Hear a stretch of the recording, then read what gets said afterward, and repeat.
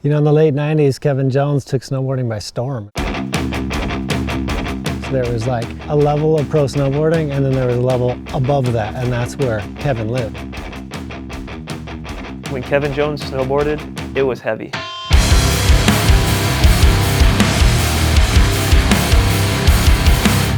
You're in awe. You're doing the we're not worthy Wayne's World thing. These guys that are like larger than life. I think it was just kind of a cool era at that time, and Kevin was help leading it. We just kind of had that moment where we were changing snowboarding without even realizing it.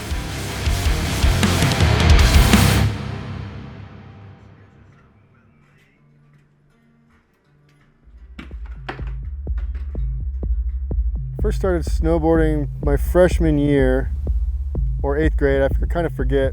I thought snowboarding was I didn't think it was very cool at all. It was kind of the end of the Dayglow era, and it didn't grab me then the first couple times I went. It was just kind of, what are these dudes doing? Like, I'd rather go skate. Like, what? I didn't get it.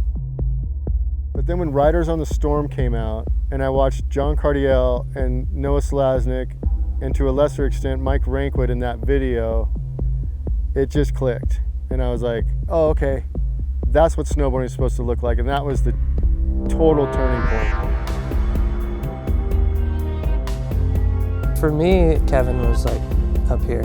You know, this little kid running around Truckee, California, and he kind of put Tahoe on the map. His all-around riding definitely had an effect on how I wanted to like model my career. Ride everything and be able to jib, be able to jump, be able to go out in the backcountry. He was doing it the best. For me, being a kid in high school, watching Kevin Jones, like wanted to be him for sure. Those like images are burned into my brain. It's cool to be a fanatic and be obsessed with someone. Kevin Jones was someone I was obsessed with for sure. 99, 2000, as a pro snowboarder, it got pretty crazy.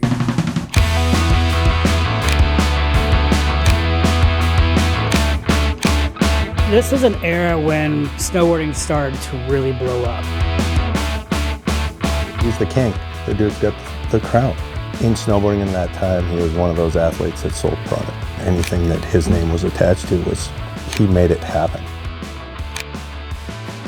At that time in snowboarding, there was a convergence of a lot of different factors. Obviously, we didn't have social media yet, but what we did have were these movies and movie stars that were larger than life. We had these contests and events which outside the Olympics were bigger than they are now. And so from like a cultural perspective, snowboarding was bigger than the actual sport itself, and it was a super powerful thing.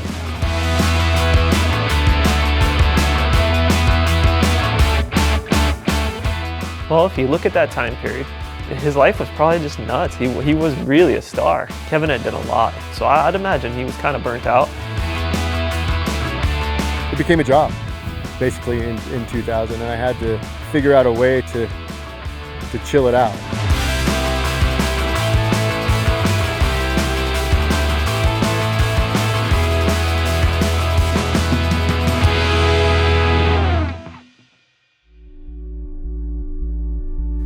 The general consensus at the time was that it was like a corporate takeover. At that time, it was kind of a really cool core thing, and we were all kind of didn't want to be selling out or anything to the corporate people, and didn't want to be slaves. Things were happening so quick in snowboarding, and we didn't like the direction it was going. We thought that we needed to start something and make a statement that, hey, we can do this on our own. We were really good friends. Travis Barker, Kevin Jones, Jason Brown, those three were absolutely at the peak of pro snowboarding.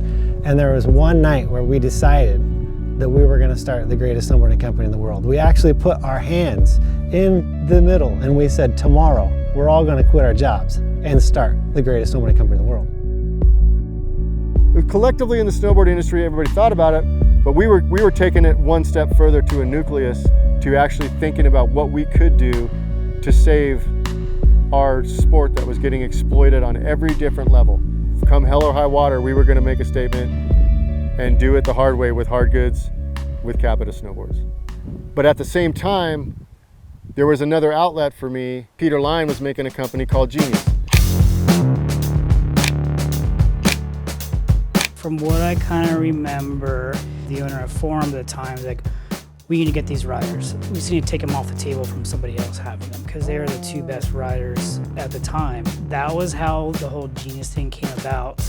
Without Kevin, a brand like that at the time, it would be impossible to penetrate not only the core of snowboarding, but also like the mass market of the rest of the people that see snowboarding.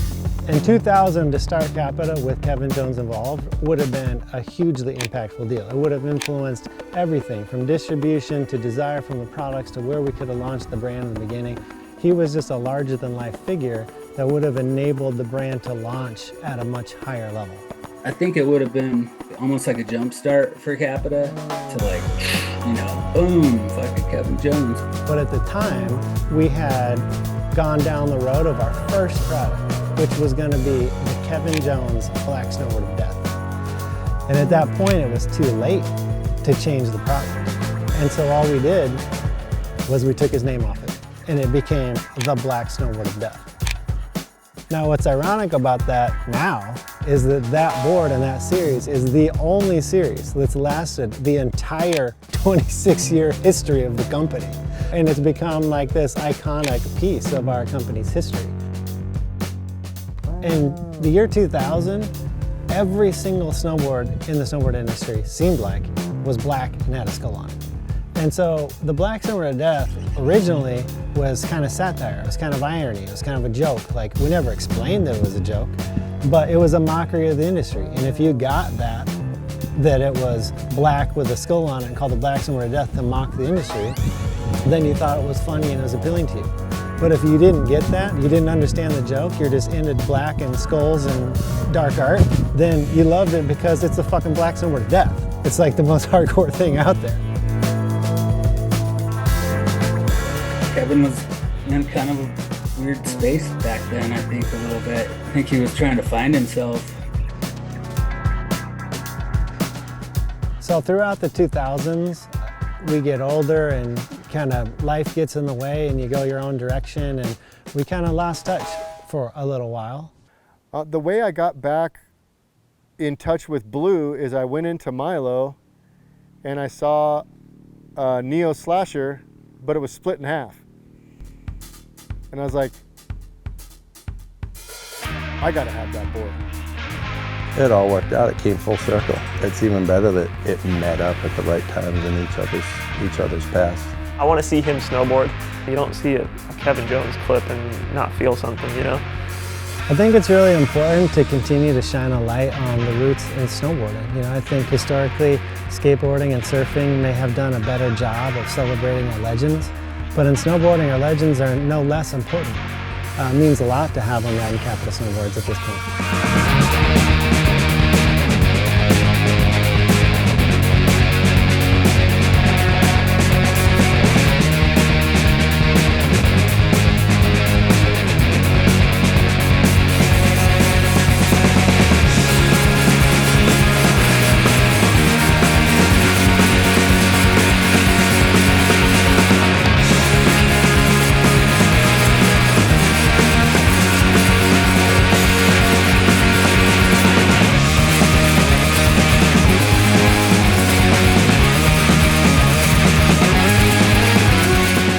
I can't really tell you what it is about snowboarding.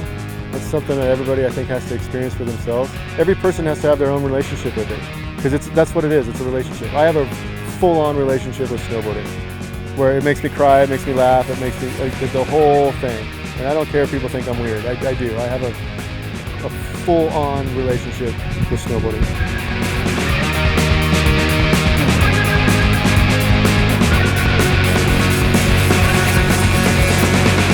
I want it all. I want to know what it feels like to ride helicopters.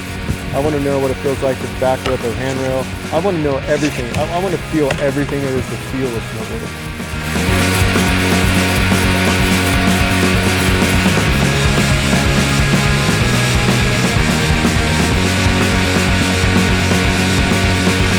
"25 years later, for CAPiTA to be giving me a pro model, it's crazy. It just goes to show that the ethos is still just parallel. Nothing's changed.